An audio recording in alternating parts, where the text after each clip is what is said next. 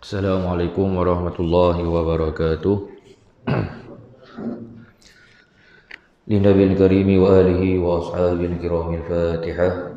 A'udzu billahi minasyaitonir rajim. Bismillahirrahmanirrahim.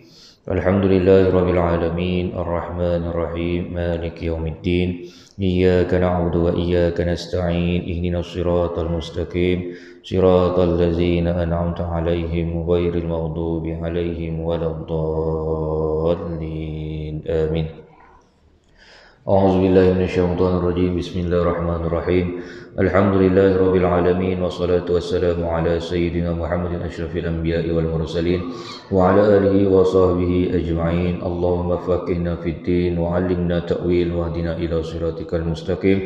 Allahumma anfa'na bima 'allamtana wa 'allimna ma yanfa'una warzuqna 'ilman yanfa'una wa zidna 'ilman walhamdulillahi ala kulli hal wa na'udzu billahi min hali ahli an-nar wa sallallahu ala sayyidina Muhammadin wa ala alihi wa sahbihi wasallam walhamdulillahi rabbil alamin. Alhamdulillahillazi arsala rasulahu bil huda wa dinil haqq liyuzhirahu ala dini kullihi walau karihal kafirun. Ashhadu an la ilaha illallah wahdahu la syarika lah wa ashhadu anna sayyidana Muhammadan abduhu wa rasuluh. Allahumma salli wa sallim ala sayyidina Muhammad wa ala alihi wa ashabihi wa man tabi'ahum bi ihsanin ila yaumiddin. Subhanaka la ilma lana illa ma 'allamtana innaka antal alimul hakim. La hawla wa la quwwata illa billah al-'aliyyil 'azim. La hawla wa la quwwata illa billah al-'aliyyil 'azim. La hawla wa la quwwata illa billah al-'aliyyil 'azim. Radina billahi rabba wa bil islami dina wa bi Muhammadin nabiyyan wa rasula, amma ba'd. Yang dihormati pengerusi Masjid Jami' Parit Kasih dan ahli jawatan kuasa yang dimuliakan Tuan Imam, Tuan Bilal, Tuan-tuan Haji, tuan-tuan yang dirahmati Allah sekalian. Alhamdulillah, bersyukur kita kehadrat Allah Subhanahu wa taala kerana pada malam ini dipertemukan kita setelah bulan yang lalu kita cuma jumpa sekali saja. Saya terpaksa batalkan atas sebab yang tertentu, dan bulan ini juga mungkin sekali sini saja. Sebab bulan ni untuk pengetahuan tak ada tuntutan takmir. Surat tuntutan takmir itu bulan 12 ini tiada tuntutan. Tetapi dia kata terpulang pada masjid atau surau, nak bagaimana. Kalau kata nak cuti, kita cutilah. Kalau nak terus, kita sambung. Baik, tuan-tuan yang dirahmati Allah sekalian, kita sambung dalam bab yang ketujuh, iaitu dalam bab wajib menuntut ilmu agama dan kelebihannya. Kita telah pun melihat hadis yang pendek. Hadisnya daripada Anas bin Malik radhiyallahu an. Qala Nabi qala Rasulullah sallallahu alaihi wasallam, talabul ilmi faridatun ala kulli muslimin. Pada yang lepas kita telah pun melihat serba sedikit. Pada malam ini kita nak tengok, saya nak bawakan satu ucapan daripada salah seorang sahabat Nabi sallallahu alaihi wasallam yang berbangsa Yaman. Namanya ialah Muaz bin Jabal radhiyallahu an. Muaz bin Jabal ini adalah salah seorang sahabat Nabi yang berbangsa Yaman. Kalau tuan-tuan kita tengok orang-orang Yaman ini, dia punya kulit dia tak putih. Kulit dia agak gelap sikit.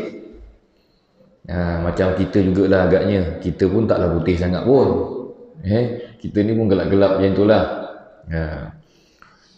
Tapi dia taklah segelap orang-orang yang kulit Afrika. Tu Afrika tu memang gelap betul. Yang putihnya cuma gigi dengan mata je. Tapi bangsa Yaman ini dia gelap sikit saja. Tetapi tuan-tuan, walaupun orang-orang Afrika yang berbangsa Afrika ini kulitnya hitam, tetapi tuan-tuan kita perlu ingat bahawa ada wakil di antara orang-orang yang berkulit hitam ini yang telah pun dijanjikan syurga oleh Allah Subhanahu wa taala. Kita ni orang Melayu, orang Melayu ni belum tentu lagi masuk syurga. Allah tak janji lagi. Tetapi orang yang berbangsa Afrika ini kulit hitam ni, ada seorang Allah dah janji masuk syurga, iaitu Bilal bin Rabah. Bilal bin Rabah Allah dah jamin tempat dia dalam syurga Allah. Ya. Baik, Muaz bin Jabal telah pun dihantar oleh Nabi SAW ini sebagai duta ke negeri Yaman. Di samping itu juga Muaz bin Jabal ini diarahkan oleh Nabi SAW supaya mengajar orang-orang Yaman tentang agama Allah Subhanahu wa taala. Maka inilah dia kata-kata Muaz berkenaan dengan ilmu. Kita tengok ya. Yang pertama, belajarlah ilmu kerana belajar ilmu itu adalah kebaikan. Nah, ini kata Muaz bin Jabal. Belajarlah ilmu kerana ilmu itu adalah kebaikan. Sebab apa tuan-tuan Muaz bin Jabal memberikan ucapan berkenaan dengan ilmu ini? Kerana dengan ilmu sahajalah kita ini dapat membezakan yang mana yang hak dan yang mana yang batil. Dengan ilmu kita tahu membezakan yang mana yang baik, yang mana yang buruk. Nah, sebab itu Muaz bin Jabal mengatakan bahawa belajarlah ilmu kerana ilmu itu akan membawa kepada kebaikan. Kalau kita ada ilmu, kita tahu mana yang betul, kita tahu mana yang salah, maka kita akan banyak buat amal kebaikan. Kita tak akan buat amal kejahatan sebab dengan ilmu yang kita ada, kita tahu benda itu benda yang salah. Baik. Yang kedua, carilah ilmu kerana mencari ilmu itu adalah ibadah. Menuntut ilmu ini tuan-tuan adalah ibadah. Tuan-tuan yang datang malam ini menuntut ilmu, insya-Allah Allah akan kira amalan kita, kedatangan tuan-tuan pada malam ini sebagai ibadah. Bila Allah kira sebagai ibadah, maka dia akan diberikan ganjaran oleh Allah Subhanahu wa taala. Tapi jangan lupa niat iktikaf dalam masjid. Itu penting. Di samping kita duduk dalam kuliah ilmu, kita niat iktikaf di dalam rumah Allah Subhanahu wa taala ini. Sebab itu bila kita belajar ilmu ini, jangan kita peduli ilmu ini datangnya daripada siapa. Ini Nabi SAW yang mengajar. Kita boleh belajar daripada sesiapa pun, sama ada daripada orang putih ke, orang Jepun ke, dengan pada sesiapa sahaja kita boleh belajar ilmu. Tetapi janganlah sampai kita belajar ilmu yang orang tu yang ajar kita tu ilmu yang tak betul, janganlah kita ikut. Sebagai contoh, orang ajar kita, orang mengajarkan kita ilmu, tetapi orang tu tak semayang, maka kita janganlah ikut perbuatan dia yang tak semayang. Kita ambil apa yang disampaikan itu yang bertepatan dengan ajaran Islam yang sebenar. Sebab itu Nabi SAW pernah berpesan, siapa yang nakkan dunia, dia mesti ada ilmu. Apatah lagi kalau hendakkan akhirat, ilmu itu lagilah sangat penting.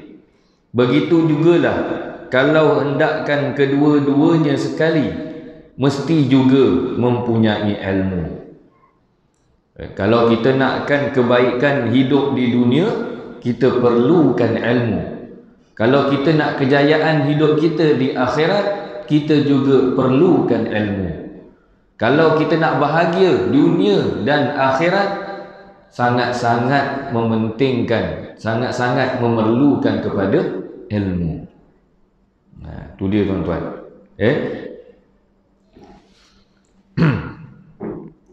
Kemudian yang ketiganya, Muaz bin Jabal juga mengingatkan, mengingati ilmu samalah seperti bertasbih.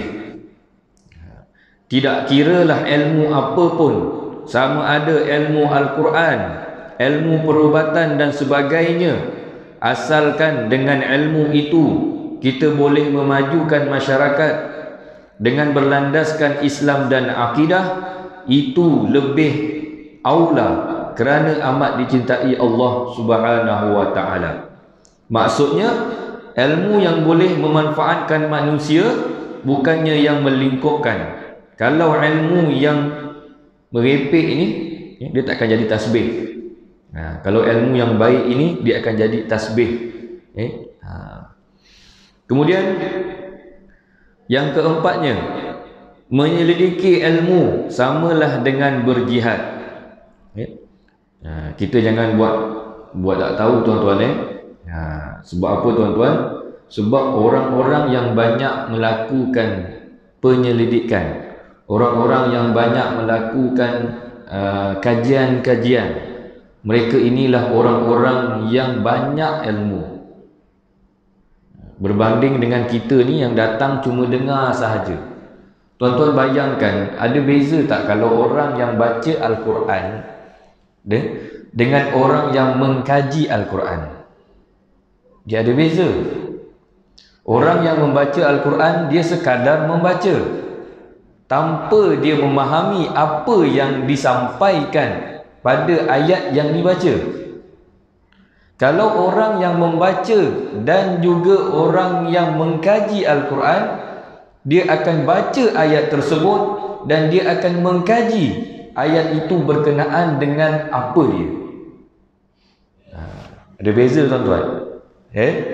Jadi sebab itu, ilmu orang yang membaca sahaja dengan orang yang mengkaji ini lebih banyak ilmunya orang yang mengkaji. Kerana apabila dia kaji Al-Quran, dia akan dapat ilmu-ilmu yang lain. Dia akan dapat tambahan-tambahan ilmu pengetahuan yang lain, berbanding dengan kita yang sekadar membaca sahaja.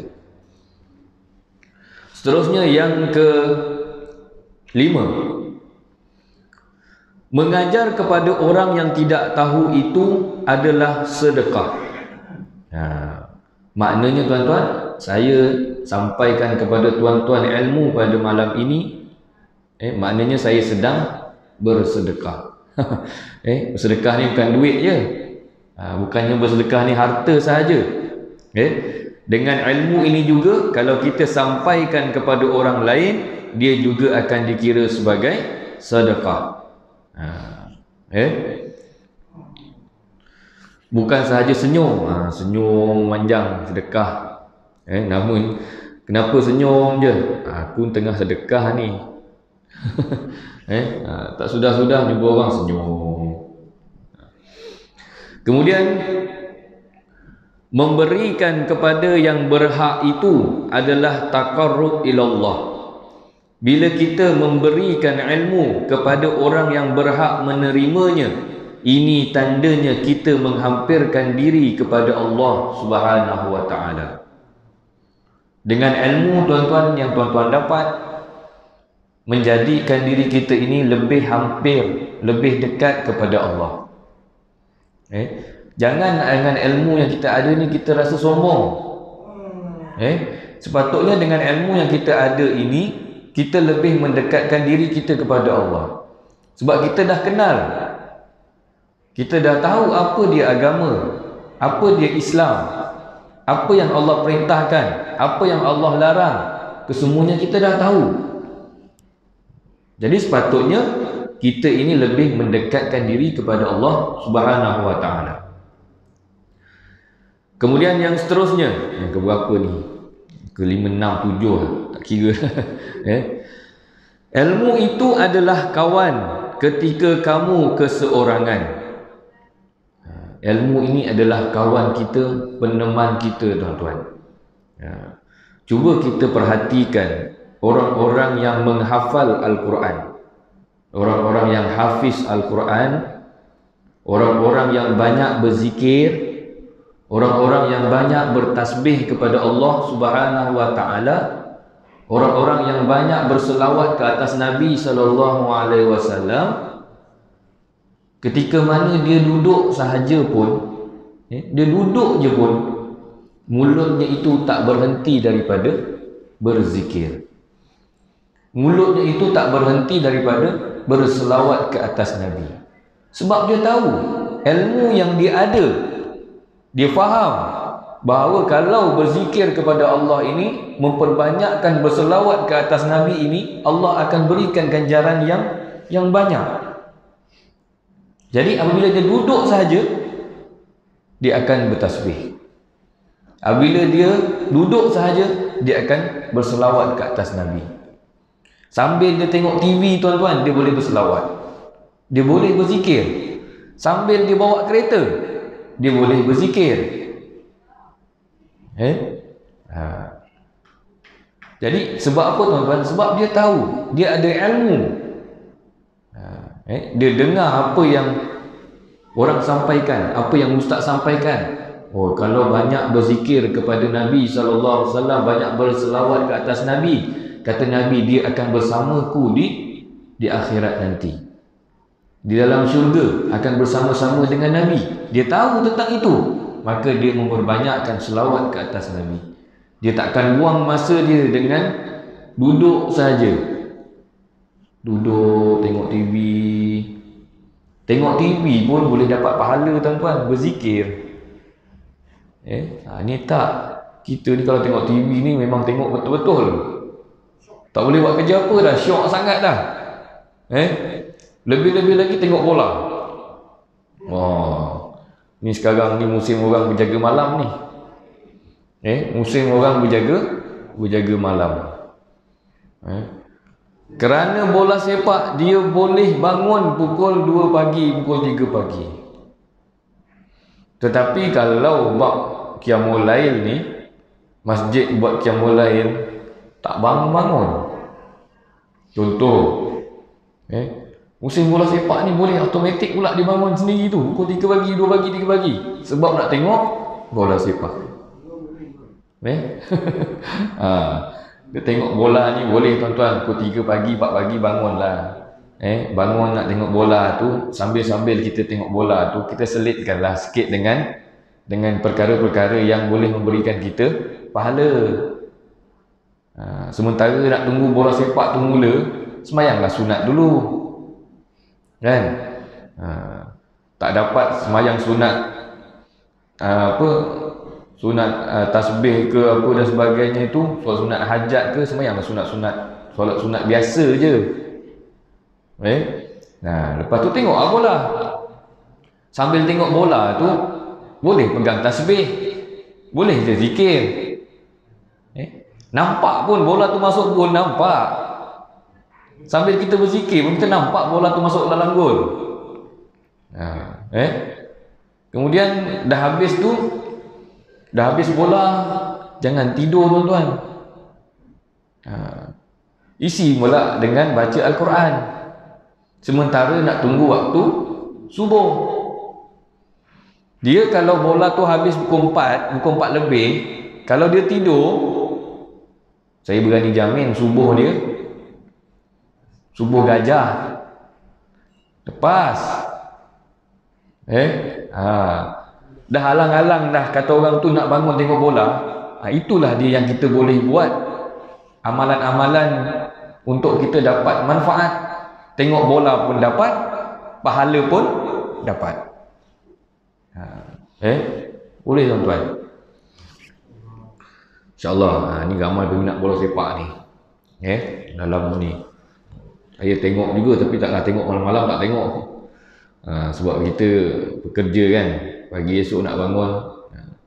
Ketika masuk dalam kelas kan, mata ustaz, matanya tak berapa nak buka kan, ngantuk je kan anak murid tanya pula. Jadi cikgu cari pula kan. Cikgu suka tidur. Hari-hari cikgu tidur. Dah pula. Dia tak boleh lah. Kalau hari cuti insya-Allah lah. Baik, kemudian dan ilmu itulah merupakan kawan dalam kesepian, penunjuk jalan kesenangan dan penolong menghadapi kesukaran, kerana ia adalah senjata untuk menghadapi musuh. Ini kata Muaz bin Jabal radhiyallahu anhu. Tuan-tuan, kalau nak berdebat, nak berhujah dengan orang-orang lain, sebagai contoh dengan orang-orang yang bukan Islam. Kadang-kadang orang yang bukan Islam ni tuan-tuan, ilmu dia tentang Islam itu banyak, lebih tinggi daripada kita. Kadang-kadang mereka ini sengaja nak tanya kepada kita tentang Islam, sedangkan mereka pun dah tahu tentang Islam. Ilmu mereka tentang Islam lebih banyak daripada kita sendiri yang beragama Islam. Jadi bagaimana cara kita nak mematahkan hujah-hujah mereka ini adalah dengan ilmu. Baik. Seterusnya, malaikat suka berkawan dengan orang yang berilmu. Kerana apa tuan-tuan? Kerana kita ni kalau pergi sahaja ke majlis ilmu, malaikat ini akan memayungi kita dengan sayap-sayapnya. Jadi malaikat ini sukakan kepada orang yang berilmu. Baik, itu kata Muaz bin Jabal. Kemudian seterusnya, ilmu itu menghidupkan hati daripada kebodohan. Memang kata orang tu jahil betul orang yang tak ada ilmu ini. Dahlah tak ada ilmu, dia tak ada usaha untuk mencari ilmu. Kalau yang istilah bahasa Arabnya dipanggil murakab. Jahil murakab, jahil yang bertingkat-tingkat. Dahlah tak pandai, ilmu tu tak ada, tetapi dia tak nak berusaha mencari ilmu. Kemudian apabila bercakap dengan orang, seolah-olah dia ni banyak ilmu, sedangkan dia itu jahil. Tu jahil bertingkat-tingkat. Dah jahil, tambah jahil lagi. Sebab ilmu ini menghidupkan hati. Jadi kita tuan-tuan yang datang pada malam ini, sekurang-kurangnya dapat ilmu yang akan menunjuk kita kepada jalan yang benar. Minan nur, minaz zulumati ilan nur, yang mengeluarkan kita daripada kegelapan kepada cahaya kebenaran yang telah ditunjukkan oleh baginda Nabi sallallahu alaihi wasallam. Baik. Dan ada lagi satu kisah daripada Sayyidina Ali karamallahu wajhah. Sayyidina Ali ni tuan-tuan, Nabi sallallahu alaihi wasallam pernah bersabda, bandingan aku dengan Ali di sudut ilmu ialah aku ini gudangnya dan Ali itu adalah seumpama pintu gudang itu. Ini perbandingan yang diberikan oleh Rasulullah kepada Sayyidina Ali. Kerana kepintaran Sayyidina Ali ini tuan-tuan pernah diuji. Sayyidina Ali ini pernah diuji oleh para sahabat. Apa para sahabat tanya kepada Sayyidina Ali? Wahai Ali, kalau diberikan engkau pilihan, yang manakah lebih utama antara ilmu ataupun harta? Kalau saya tanya dengan tuan-tuan malam ini, tuan-tuan lebih pilih ilmu ke lebih pilih harta? Dua-dua lah Ustaz. Dua-dua tak boleh lah. Kita nak tanya satu jawapan. Kalau diberi pilihan, sama ada kita ni nak ilmu ataupun nak harta, mana yang kita lebih pilih tuan-tuan? Saya yakin kita akan pilih harta.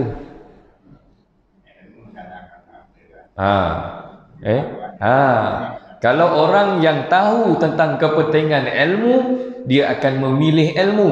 Kerana dengan ilmu yang dia ada itulah dia boleh juga mendapatkan harta. Kalau dia pilih harta sahaja, bila habis hartanya itu, habis. Tapi kalau orang yang berilmu, dengan ilmu yang dia ada, dia boleh mencari seberapa banyak harta yang dia nak. Jadi kita kena pilih. Sebab itu para sahabat menguji Sayyidina Ali dengan bertanyakan antara ilmu dan harta. Sebab apa tuan-tuan? Sebab kalau kita ni lebihkan kepada harta, kita akan lebihkan, pilih harta terus, tak fikir dah. Kemudian Sayyidina Ali berkata kepada para sahabat, ilmu itu adalah warisan para rasul. Ini jawapan Sayyidina Ali. Kenapa Sayyidina Ali? Apakah yang Sayyidina Ali pilih?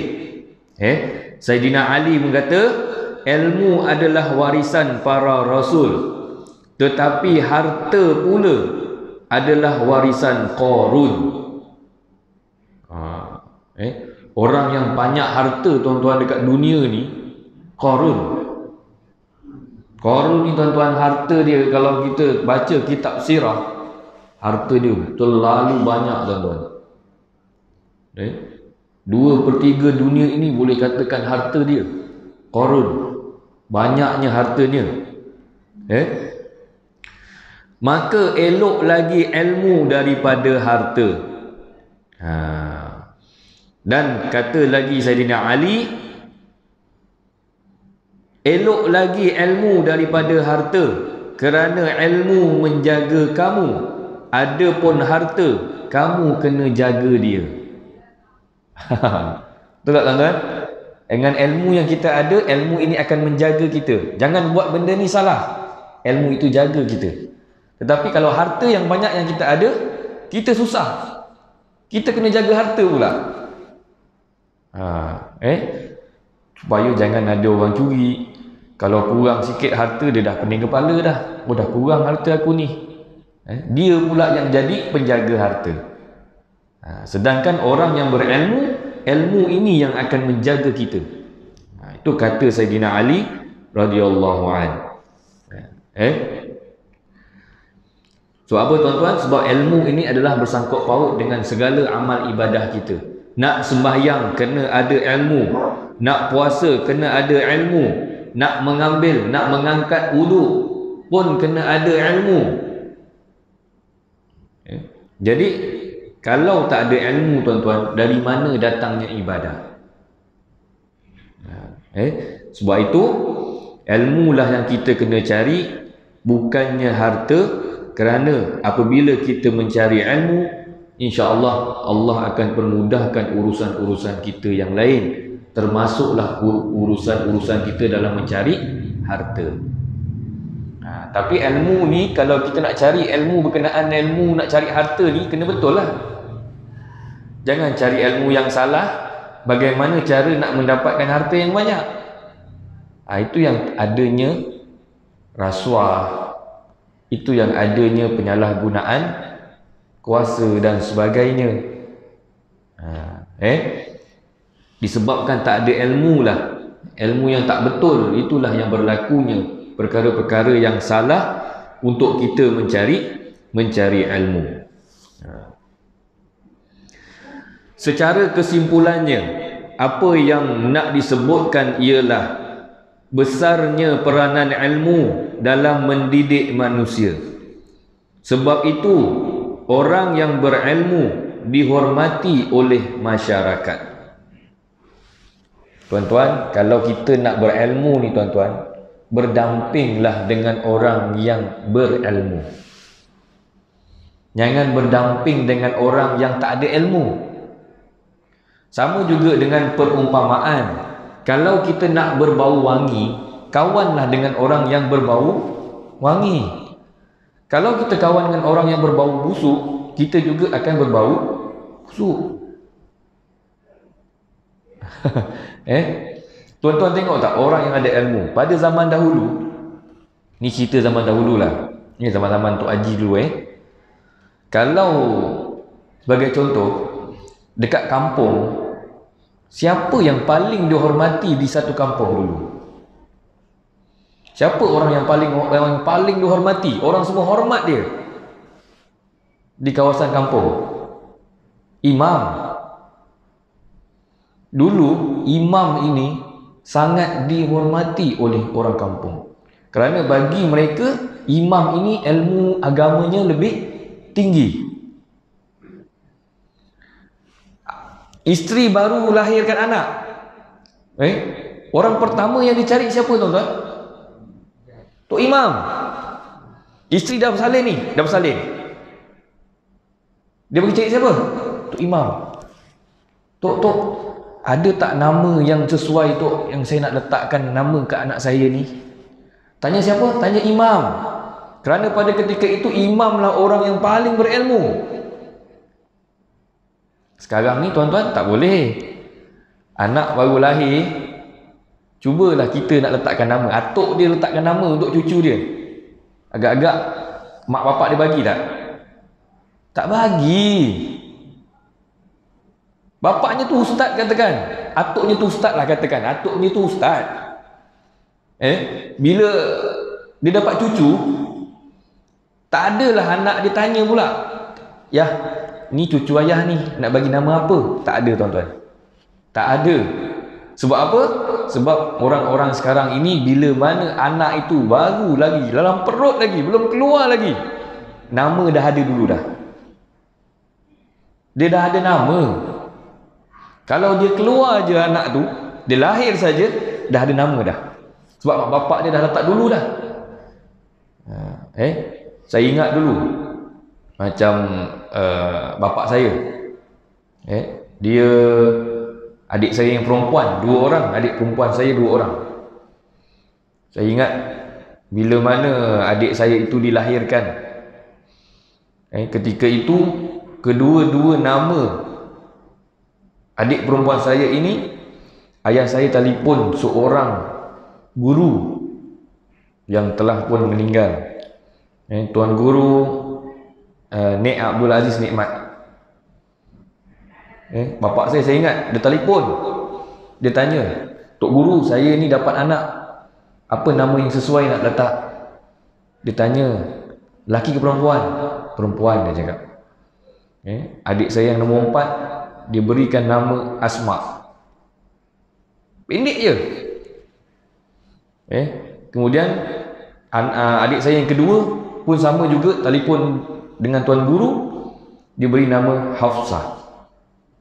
Asma dan juga Hafsah. Kerana kedua-dua nama ini dia kata ada watak penting dalam Islam. Sampai sekarang namanya itulah Asma, Hafsah. Tapi Asma jadi apa panggil? Mak je. Adik-beradik panggil mak je pula. Jadi Asma je panggil mak pula. Hafsah jadi acah pula. Panggilan dia. Tapi zaman sekarang ni tuan-tuan, tu nama anak panjang-panjang, termasuk nama anak saya. Nama anak saya panjang tuan-tuan. Sampaikan cikgu sekolah tu, kawan-kawan sekolah cikgu tu marah pula. "Kenapa kau letak nama anak kau panjang-panjang, nak tulis punya susah," dia kata. Kalau perempuan lagi menyusahkan. Lagi menyusahkan orang nak kahwin nanti. Nak sebut nanti dah terbelit-belit lidahnya. Letak nama yang macam-macam orang putih. Makna tak ada pula tu. Itu bahaya tuan-tuan. Nama anak saya Iman Nur, depan tu ada Iman Nur. Saya pun tak tahulah kenapa letak nama Iman Nur tu, bincangkan isteri dulu. Saya memang nak letak nama Iman depan tu. Isteri saya kata, "Tak, Nur sedap juga. Nur nama perempuan." Saya kata, "Taklah, Nur nama lelaki pun boleh," dia kata. Nak puas hati tak payah gaduh, letak dua-dua. Iman Nur. Yang sulung Iman Nur Darwishi Wafi bin Muhammad Saleh. Yang kedua Iman Nur Adam Rifki bin Muhammad Saleh. Yang ketiga Iman Nur Akhtar Akid bin Muhammad Saleh. Tu panjang tuan-tuan, 4 nama dia. Yang bapa pendek je. Tu perempuan belum ada tu. Kalau perempuan ada tak tahulah. Jadi apa? Jangan panjang-panjang lah. InsyaAllah. Kalau dapat perempuan lah. Mudah-mudahan. Kemudian, itu tadi cerita. Dalam satu kampung itu, imam lah dulu dihormati oleh orang kampung. Tapi sekarang ini, imam ni pun, orang tak tahu pandang nak pun. Ustaz ada dalam kampung pun tak tahu pandang. Saya duduk dekat kampung tu, tak adalah kata orang tu datang, orang kampung datang rumah tanya masalah, tak ada. Saya nunggu juga. Dah 10 tahun lebih kurang saya duduk kampung. Takkanlah tak ada masalah. Sepatutnya bila ada seorang yang berilmu dalam satu kampung kita ini, kalau ada apa-apa masalah, ada apa-apa masalah tentang agama contohnya, carilah dia, tanya pendapat dia. Dia pun tak ada.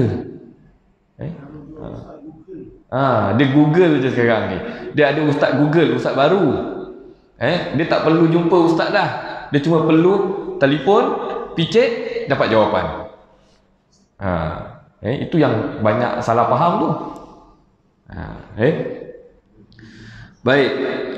Kemudian, orang yang tak ada ilmu, orang lain tak hormat kepadanya. Itulah yang Allah Subhanahu Wa Taala kata, darjat seseorang itu diangkat kerana ilmu, bukan kerana hartanya. Jadi inilah dia satu kebenaran yang tidak boleh kita nafikan. Jadi tuan-tuan, jika diberikan pilihan kepada kita, maka kita pilihlah ilmu. Carilah seberapa banyak ilmu. Tak kiralah sama ada ilmu agama ataupun ilmu-ilmu yang lain. Yang penting jangan ilmu yang salah. Selagi mana ilmu itu membawa kebaikan kepada kita, maka kita carilah dia. Ilmu ni takkan datang tuan-tuan kalau duduk kat rumah je tak sampai. Nasib baik kat sini ada rekod video. Kurang-kurangnya adalah juga kat rumah tu boleh tengok. Daripada dekat handset tu tengok wrestling je kan. Buka YouTube tengok wrestling. Buka YouTube tengok entah apa-apalah. Baik buka Masjid Jamik Parit Kasih punya, tengok ceramah. Bukan lama pun, 30 minit, 40 minit je. Tengoklah tuan-tuan. Kurang-kurangnya dapat juga ilmu yang memberikan kita manfaat. Walaupun dah datang masjid ni, dah datang pun, kat rumah tengok lagi sekali. Manalah tahu masa dengar-dengar dekat masjid itu macam terlelap kan? Ataupun tak berapa nak ingat. Ustaz cakap tak berapa nak ingat lah. Tengok balik semula. Samping tu bolehlah kita mengisi masa lapang kita ini dengan memperbanyakkan ilmu.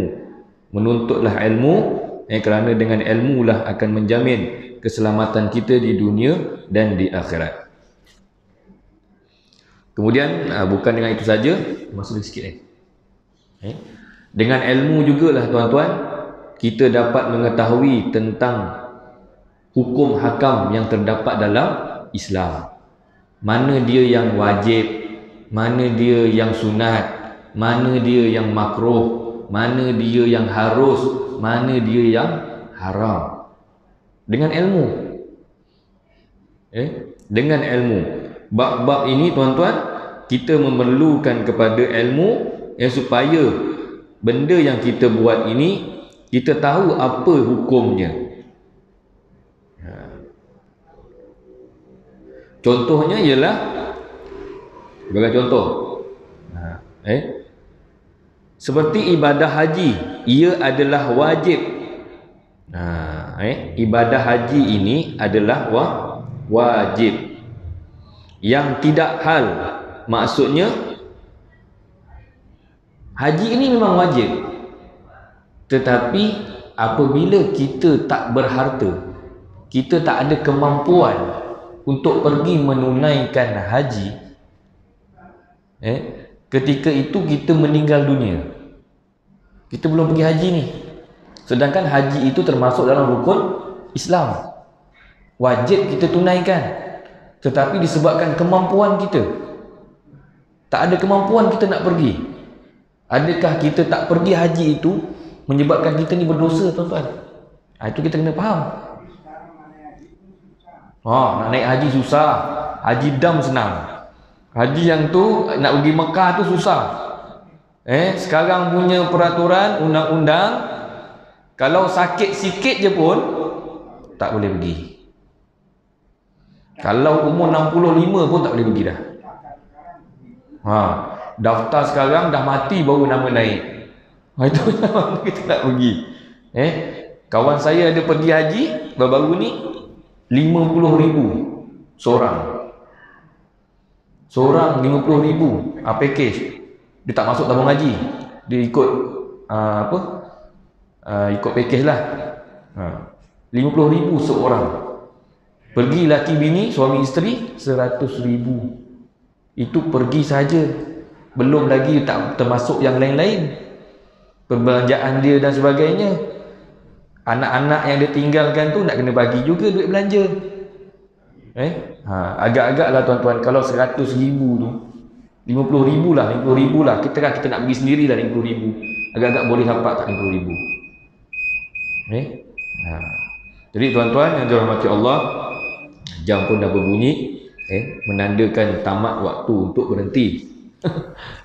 Jadi mudah-mudahan apa yang disampaikan pada malam ini berkenaan dengan ilmu yang kita perlu cari dan ilmu yang perlu kita tuntut, mudah-mudahan sedikit sebanyak memberikan kita manfaat dan kita sampaikan kepada yang lain. Mudah-mudahan dengan ilmu yang kita ada ini akan lebih mengembangkan, berkembang ilmu yang kita ada ini, seterusnya memanfaatkan orang lain. Jadi sekian saja, marilah kita tutup dengan membaca tasbih kafarah dan juga suratul Asr. Subhanakallahumma wa bihamdika asyhadu an la ilaha illa anta astaghfiruka wa atubu ilaik. Bismillahirrahmanirrahim. Wal 'asr innal insana lafi khusr illa alladhina amanu wa 'amilus salihat wa tawasaw bil haqq wa tawasaw bis sabr. Wabillahi taufiq wal hidayah. Assalamualaikum warahmatullahi wabarakatuh.